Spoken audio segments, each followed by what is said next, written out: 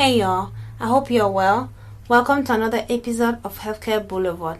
This is a podcast where we shine more light on healthcare, and our goal here is to provide more options to people looking to choose healthcare as their career path, regardless of their background.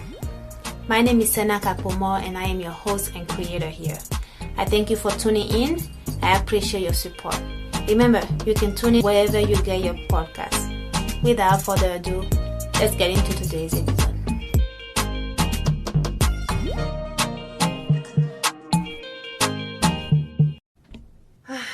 Hello, Vardians. How y'all doing?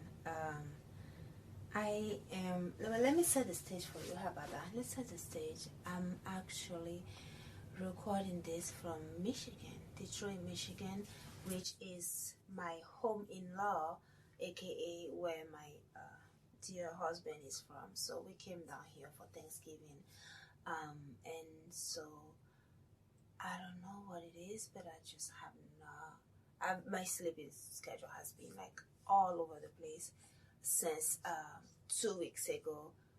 Well, I think partly because time difference and all of that, but that is not why I'm here today. Welcome back to another episode. I actually had planned on sharing another episode with you, which will have been an interview episode with an ATC. If you follow me on IG, you saw that I did a behind the scene when I was getting ready to record that episode, but that didn't happen because I recorded that episode on Wednesday, day before Thanksgiving, and Thursday we got on the plane to come to Detroit. I was so sure I packed everything, but on the last minute I decided not to pack our tablet. So I recorded the thing, our interview on the tablet, and I was going to bring both our tablet and our computer. But on the last minute we decided, we probably don't need both technologies. Let's just bring the biggest one. And so I didn't transfer it from the tablet to the computer beforehand, and thus I could now edit it and share it until I go back. And I go back on Wednesday, technically tomorrow, because it's let me see, what time is it right now? It's 2:19 right now in Detroit. So it's already Tuesday, and we leave on Wednesday. But yeah, since I haven't slept yet, for me it's still Monday. How about that? So happy Thanksgiving, happy holidays. If you celebrate any of the many holidays that are coming up that have already happened, I hope you had a good one. Hopefully your loved one are well. Now let's get into the business of the day. I wanted to just give you a bit of a background, something that I not necessarily haven't shied away from, but haven't really touched on, and give you an update on, because it has been very tough on my end, and that is my progress, as you know, because last you heard from me, it's specifically about my professional journey. You heard that I had graduated a PA school. So I graduated PA school and promptly thereafter started this podcast. And so you heard about me graduating from PA school and getting married. But it's if you have listened to the episode, especially the one-on-ones ones, you may have noticed that I really haven't necessarily mentioned much about my work as I would have necessarily if I was working in a clinical setting as a PA. And the reason is because I have not been working as a PA. And let's get into why that is, right? And there's I wanted to share this with you all just to sort of give you an example of some of the hardships and unexpected things that could happen on your journey to becoming whatever healthcare professional you choose to become. So my journey to up to here, where went to PA school, graduated December 2020, aka essentially a year ago. And so the question, so I graduated, and as most folks who graduate, you take your board in about 1 to 3 months after graduation, and you're passing, you look for positions and you work. Some even have offers before they even sit for the board, because they have preceptors who say, oh, when essentially give them an offer contingent on them passing their board. As because of COVID and some things were not traditional about some of our clinicals, or perhaps half of our clinicals, a lot of my cohort really didn't get that offer or those chances. But nonetheless, we all landed on our feet for the most part.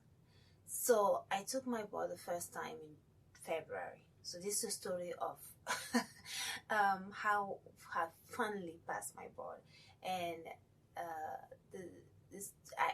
I just couldn't touch the subject on here before really knowing how the story ended, or at least how this chapter of it ended.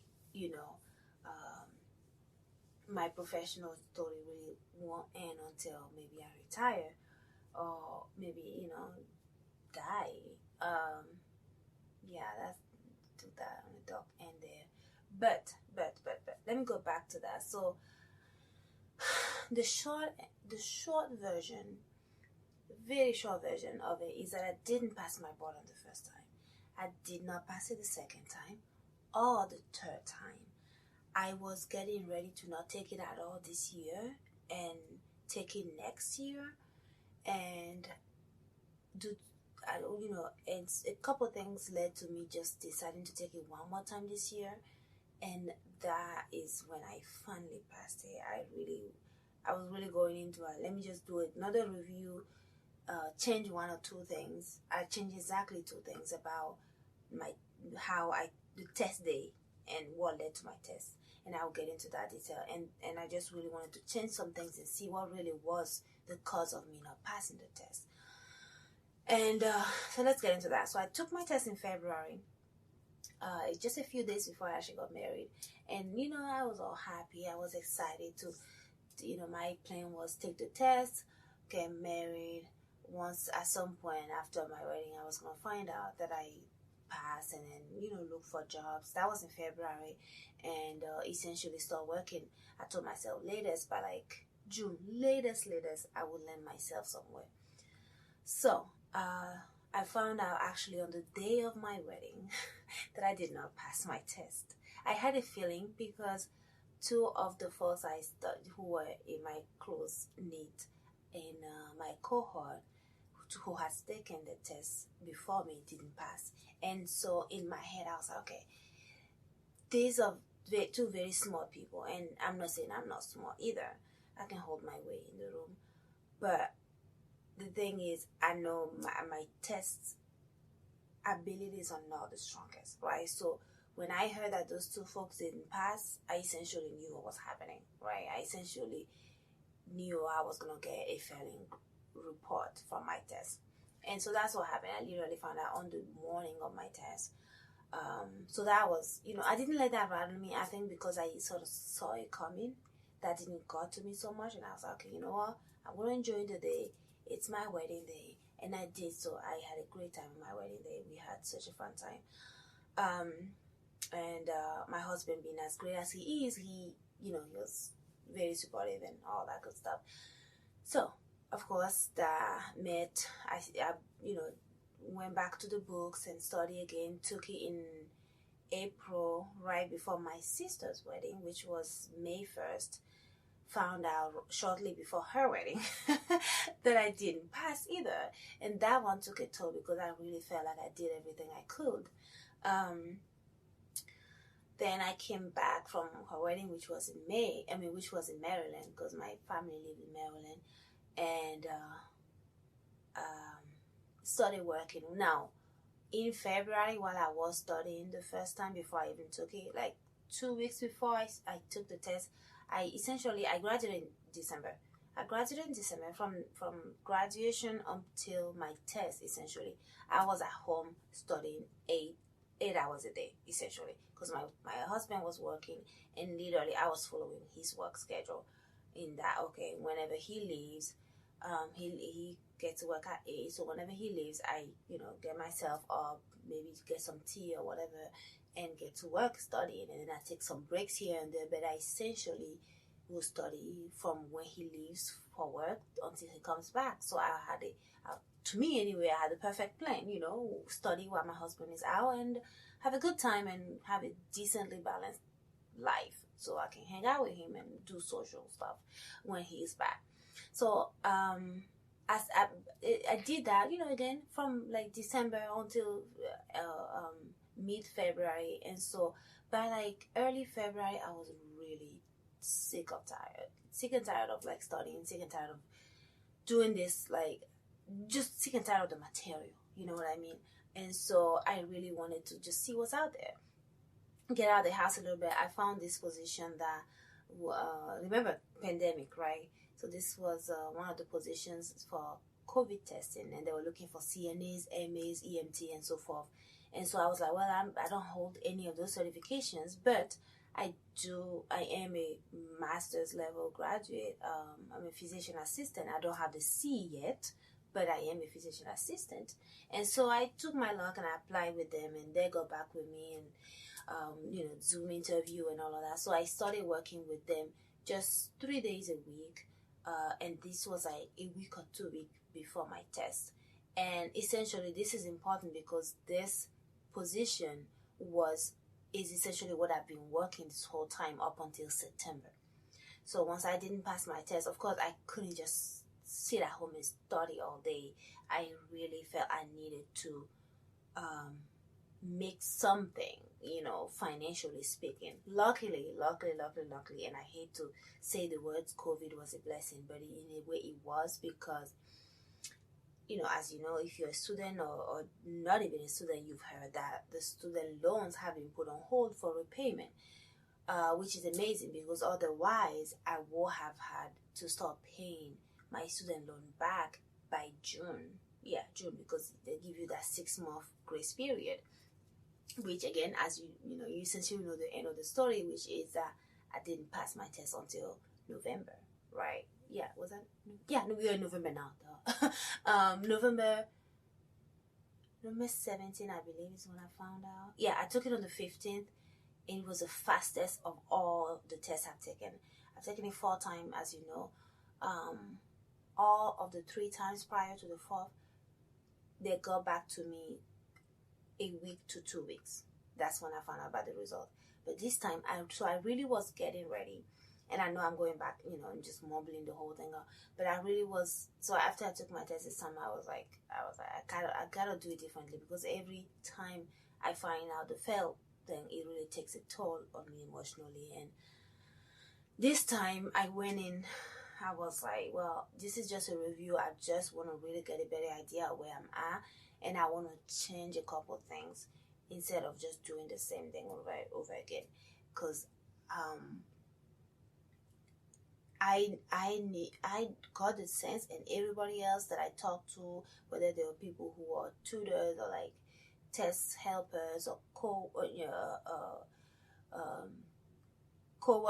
not co-workers, but like classmates who are not working, or friends or whatever, they're like, the material from what you're saying. My practice test scores were high, all that stuff, right? But I still wasn't passing.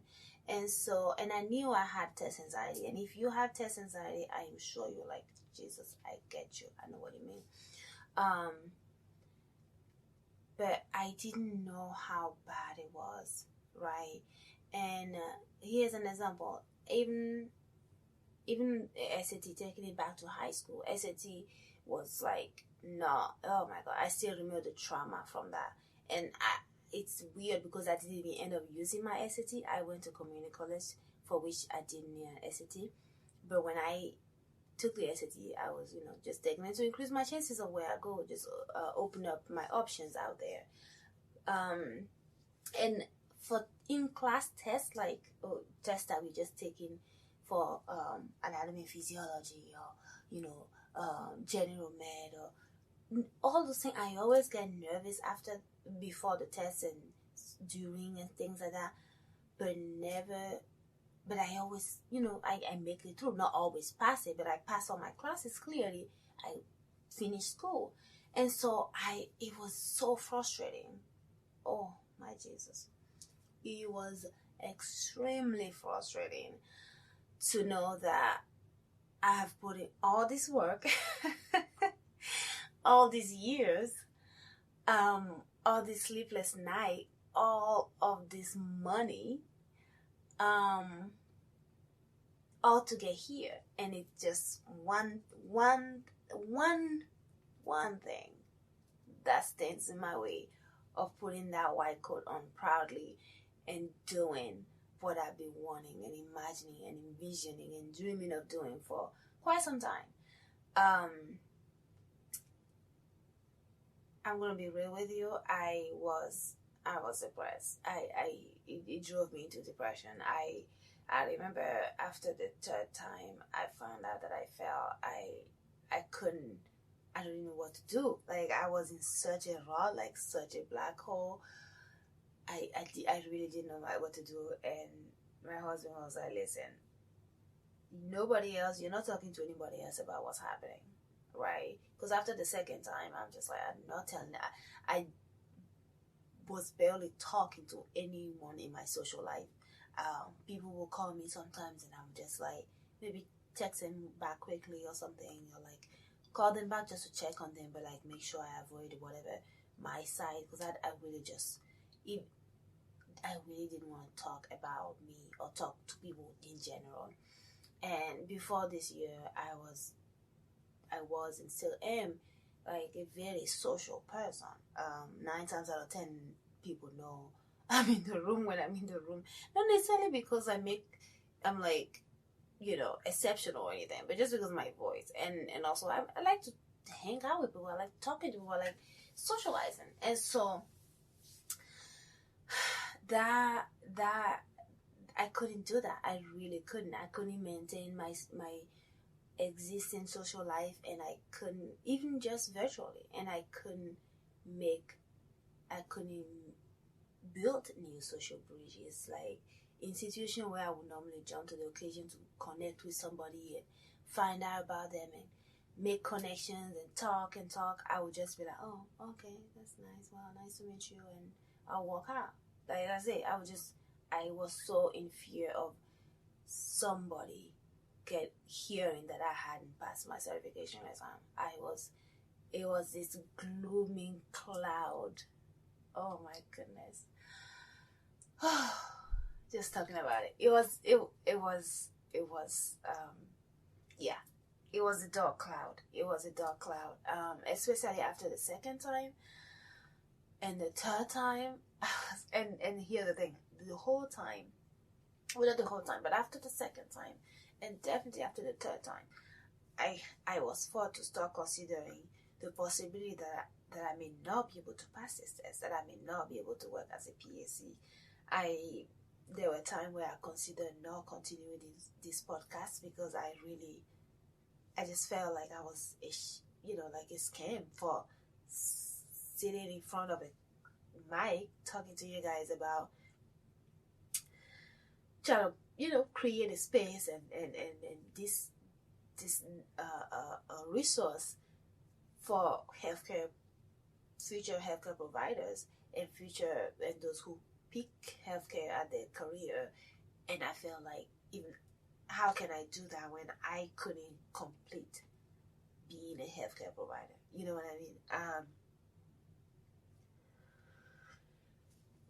Okay. So I did consider quitting the podcast a couple times, but honestly, keeping it going, even though I know there were times where I went like 2 weeks without uploading anything, or like all of that, just keeping something constant to really help me. And so I appreciate you guys who listen. I appreciate you all who have shared. I really do. You don't even understand. Okay. So yeah, that was a whole thing. So after my third time, I really had to think to myself. My husband suggested, he was like, listen, I know what you're going through. I know I cannot help you. I would love to, but I can't. I know you don't want to talk to me about it anymore, because I really didn't. I just felt like I had put him through enough just emotional roller coaster by me going through that emotional roller coaster. Because I know, like, when I'm not well, he's not. And it's just, I just know that it wasn't affecting him in a positive vibe. But me not talking about it and just sitting there and staring at the ceiling wasn't helping either. So anyways, with his suggestion, I decided I really had to make a different step. And so the third time, one that helped me out, I had to call one of my, and I don't think I've ever really done this in my life, of which what I did was I really just texted one of my closest friends, because again, most of my close friends are in Maryland. I texted her. I was like, "Girl, I need to talk to you. Let me know when I can talk to you." And like a few hours later, she was probably at work. A few hours later, she's like, "Yeah, call me back. Just call me." And so I literally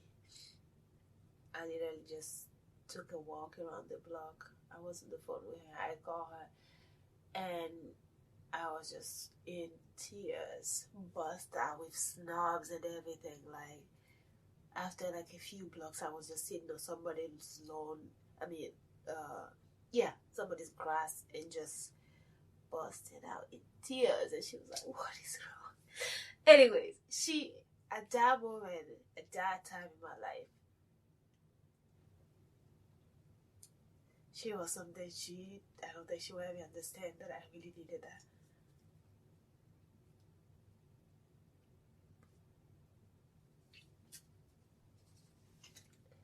Anyway, so that was the start of really getting me out of my dark cloud, really just getting me back, excuse me. And it was, I think I was probably on the phone with her for like 2 hours, half of it just busting out crying. And I think just hearing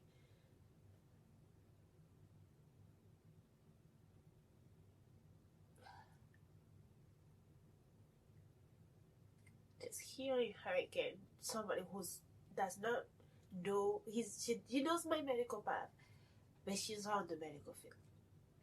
Her path is different. But even this, I can't even explain it. I just needed her at that moment. And she was there. And I couldn't say thank you enough. I couldn't. Anyways. Oh. Just gonna have to do a lot of editing on this one. Oh my goodness, I didn't know this was gonna be this hard.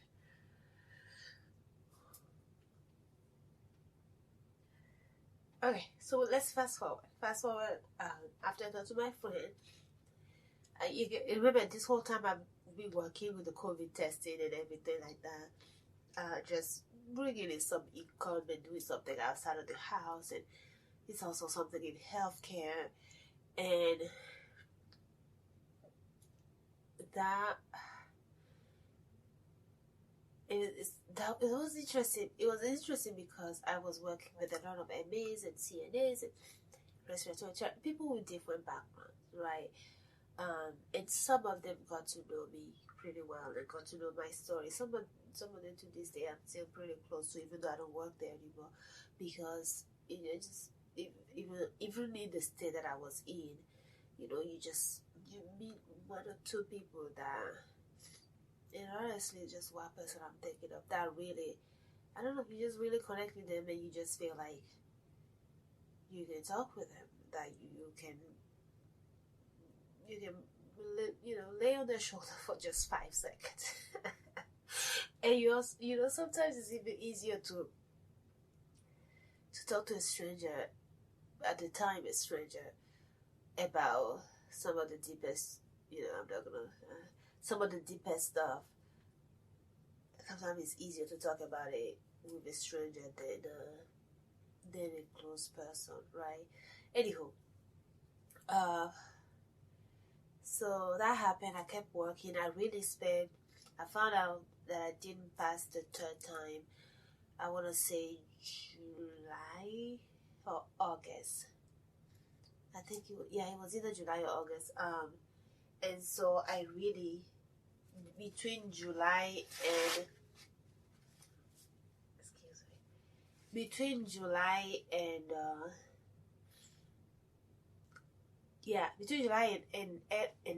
end August or early September, I did my best to not think about the test. I did my best to not think about whether or not I'm going to take it again, whether or not I'm not going to take it again. I did my best. Honestly, what I did was I applied to a lot of non-clinical positions, some of which gave me some interviews, but then I was so discouraged because most of them were paying me like $18. I was like, bro. Excuse me. And I was like, and that didn't help because I was like, wow, it seems like if I don't pass this test, I can't do anything else. Because without going back to school, right? And at that point, and even today, I'm like, going back to school just really didn't seem like another option at this point, right? Because I'm like, I already have so many loans. I've been in school forever. I've done the work, Anywho, I did my best to not think about the test. That's the point of what I did essentially after this third one. So I didn't think about it. I was applying to as many non-clinical positions as I possibly can. And what happened was, I ended up leaving my work in end September. Essentially, I was forced out. The company was a little shitty, very shitty. But I saw certain things that didn't sit right with me, and so I decided to quit. So I quit the position in September, and my goal was, well, let me take all of October, November, December, and I wanted to take the PENS again in January. That's 4 months, so I figured, well, let me take this as slow as possible. Go through each module with fine tooth comb. You get the point.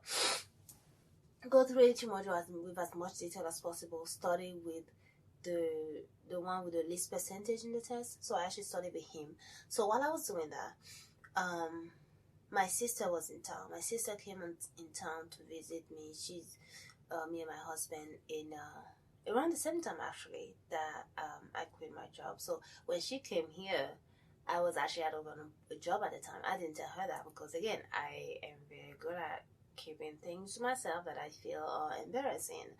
And also I didn't want to make, her visit here about me and my sad little life. And so, I had a good time. Well, my husband and I had a good time with her and her husband. And that was also her last trip before her baby comes. She's having a baby soon, which, it was exciting. That was my first time seeing her pregnant. So it was all exciting. And that was a great way to just enjoy life and have people around and live and laugh and all that good stuff. So once they left, while they were here, one thing that did come out, though I didn't mention that I was out of job, one thing that did come out is that I hadn't passed my test, right? Because, you can only hide so much from your family or friends. And so that came out, and I think when she went back, of course, she probably mentioned it to my brother. But anywho, my brother, my second older brother, who's an RN, he called me like maybe a week or so after my sister and her husband left. And he was like, oh, so what's happening? And I told him, I was like, listen, I'm just still trying to pass this thing. That's what it is. There's not much to it. And I don't know. And so he was like, well, walk me through what's happening today. And I was like, well, I take my tea, which I did. I take my tea, which I'll stay up. And then, I told him, of course, about, the jittering and the sweating, all the anxious stuff that's happening before and during the test. And so of course he used to just say, and I as I was planning on doing, not taking the tea or any caffeinated thing at all, even though I usually don't drink anything caffeinated often. Let's say that I don't drink caffeinated drinks often at all, not on a regular basis. So that was the plan. So I was like, okay, all right, at this point I'm ready to try anything. Ask me to ring a bell 9 times before I go to the test, and I will do it. Okay. So I was like, okay, I can do without the tea, but I was like, I guess it's better if I fall asleep than I'm jittery. Either way, I was gonna find out, because I was treating this time, the 4th time, as a test run. Let's see what happens if I don't take my tea. And another step I make that I've been resisting making is reaching out to my PCP and telling him about my anxiety problems that have worsened, and getting some medical help with that anxiety problem. And that I reached out to him, he suggested something that I have, and I tried that. That didn't work because it made me sleepy, and I was like, well, here, that's not gonna work, because number one, I'm already not taking caffeinated drink. I can't have a medication making me sleepy. And I don't want to go into pharmacology here. But of course, he suggested beta blocker after that. And I was like, yeah, that will work, because, it doesn't have any sleepy, drowsing side effect. So I tried that. And of course, I used the meds while I was taking my practice exams, just so I'm getting used to the med, and I don't want to take that as my, I don't want the test day to be the first time taking the med, right? So I did that. Essentially, that the plan went in action. That was early September, and I signed up for the test. I was not planning to sign up for the test again at all until, again, January or February. I was going to take the longest time. And my brother convinced me in just taking it. He's like, at this point, you've taken enough time. Like, it doesn't matter, how many times you take it at this point. Because, yeah, you've already failed 3 times. It doesn't matter. Nobody's counting. It's not like every time you take it. Because I was like, I don't want it to be the story that I take it 10 times before I pass. He's like, it doesn't matter. At this point, it really doesn't matter. Anyways. So that was the plan. Take the med and say decaf. And that wasn't easy. That wasn't hard, because I wasn't, a daily caffeinated drinker anyway. So, anywho, essentially, let's paint the picture. At this point, in October, October, I was not working at all, staying at home, doing nothing else but studying and going to the gym. I spent that time, because I had to do something outside of the house. And that was perfect time, because back in August, my husband and I had renewed our gym membership to LA Fitness. And so, and decided to get really serious about it and get our pre-COVID fitness level back, and perhaps even advance on that. So that was much helpful. I was going to the gym about 4 times a day. 4 times a week, right? Studying no more than 5 hours a day. And I really was not going through. By the time I spoke with with my brother, and decided on going on with his plan, which is just take it. That's what he said. He's like, just take it. Just take it. What you had to lose? You already fell again. You already failed. 3 times, okay, all right, so that's one option. You could fail again. And I was like, great, thanks. The one going total depressed and going in a emotional roller coaster every time I fell. But I saw his point. But anyhow, so I was studying. I was starting to study very slow, about a week or 2 before I changed the plan and decided to take it in November, sign up for it. And my plan then changed, because I started with hematology, because it's one of the ones with less percentage, the less weighted one. modules. And so when the plane changed, I decided, well, I gotta start with something high and just really focus on that. I focused on my cardiology real hard. Like I was like, I will know this thing from the back of my hand, and not that I didn't before, but EKGs have always been one of my weaknesses, and that's hard because EKGs and cardiologists are like a major part of the test if you know anything about the pens. Even if you don't, it is.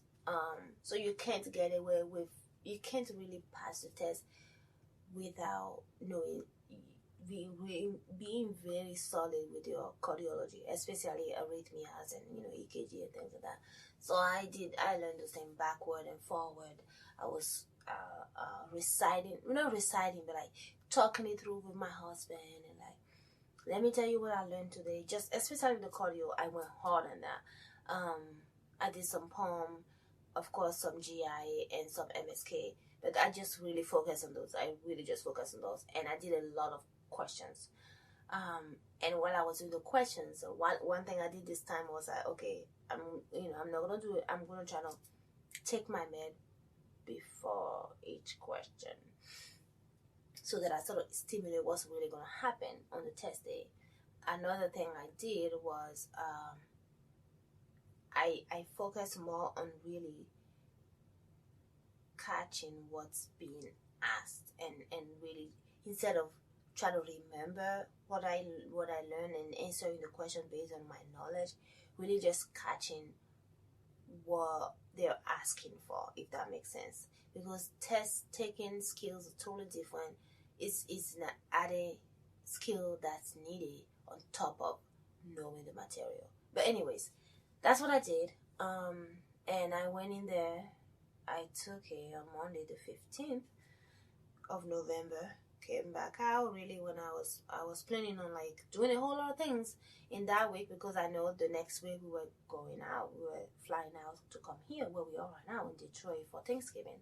And so I was like, well, I had plans to like revamp our whole shed and like organize the living mother out of everything in our house, and I studied on that. So and then on Wednesday, I was just checking my emails as I usually do in the morning, just going through my many emails, and randomly I was like, wait, hold on, there's actually an email in my school my school email. I don't have an email. I checked and they're like, your results are ready, and I tell you, I was freaking out. And I went to that thing, I clicked on it, and they had me ask some questions. They had me answer some questions about my background, criminal background. I'm like, you already know this. I answered it, and the next thing I see is it's just a page with different information, and one of them was just in bold letters PAC. And I'm like, okay, they must know something I don't know. Like, listen, if you say it, I will not disagree with you. I will not argue with you. I will take that and run with it. But I was like, I had to be sure. I gave the computer to my husband. I was like, listen, you have to find the test score and you have to see the green, because I'm not messing around. I can't. There's no joking around. There's no maybe it makes sense. No, I have to see it. And of course, I saw it and it said pass, and I was,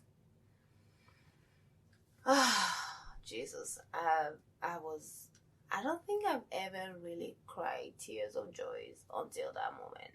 I was in literal tears of joy and laughter all in one. It was a mess. But I'll end that there.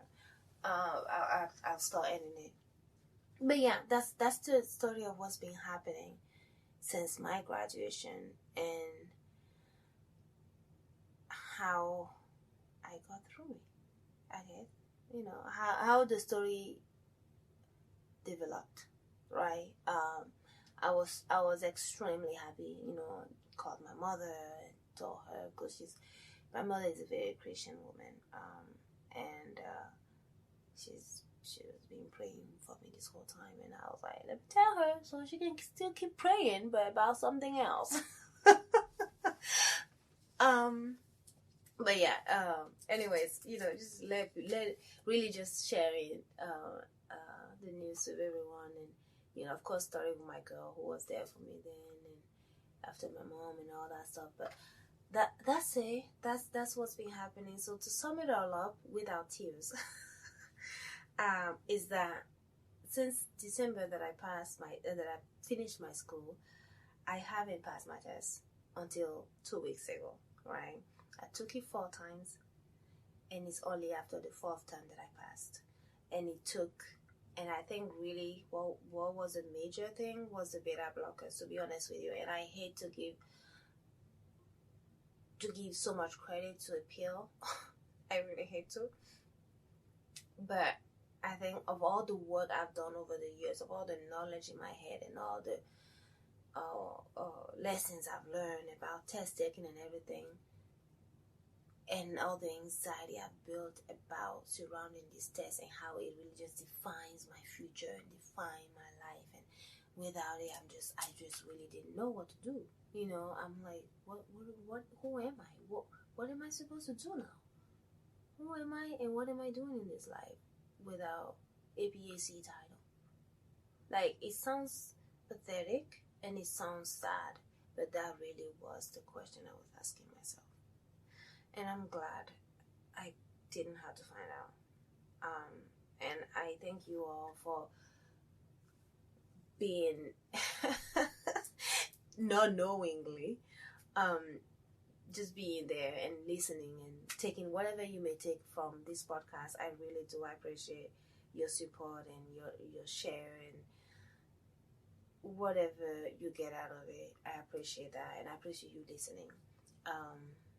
I'm very thankful to all the support system I have, from my mother, the one and only, to my husband, to my sisters, my friends, and my classmates who have become friends over the years. And because at this point, most, if not all of them, have passed their tests. And as I will tell them what's happening, well, not tell them, but they know I haven't passed, because whenever we pass, it's just when you pass, you just tell your close classmates, because they get it. Like, they just get it.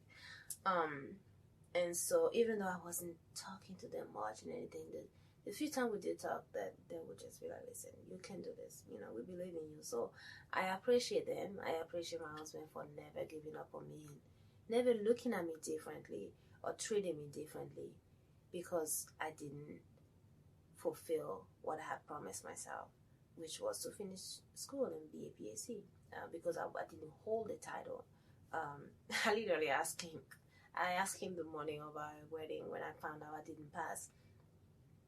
I was like, listen, I didn't pass my test. You still want to marry me? He looked at me like I was crazy. Of course he married me, because I'm calling him my husband now. But no, I'm not trying to end it there, but I think a lot of time we don't necessarily appreciate as much the roles of different people in our lives until their role becomes really critical, or they do something small that is so big in our life, right? Whether that's taking 15 minutes to ask you what's happening, or taking 2 hours on the phone with you and hearing you sobbing while you're sitting on somebody's lawn, or just telling you they believe in you and that you will be a great PA. They're small things, but they're big. They're amazingly big. And so now I am speaking to you guys as a PAC. Okay, I spent all of last week just be like, "Ooh, I'm a PAC." Like, I even add that to my IG, and my IG is not professional. I'm like, bro, I just had to but yeah, I'm just so happy I can say that I am a PAC, that I can finally complete that chapter. I can finally close the book on becoming a PA and open the book on being a PA. That's a summary of that. I'm very happy. The book on becoming a PA for me, becoming a healthcare professional for me, is closed. And I can start writing and scribbling down on the book of being the best PA I can be. And I really, truly, amazingly I appreciate you guys for being on this journey with me, for listening to me, and for sharing. Again, if there is anything I can help you with on your journey, let me know. That's what I'm here for. That's why I started this. And I didn't know the role it would play in my life down the line when I started it. But I'm glad I did. And I will continue to come to you. Even if I don't come every week, I will continue to come with you with as much information as I can to help you through your journey. Because we need each other. Thank you, and good night. Happy holidays, y'all. Alright, that's all I have for you today. Thank you again for joining me. I appreciate you. Please subscribe, follow, like, comment, and share. And stay blessed.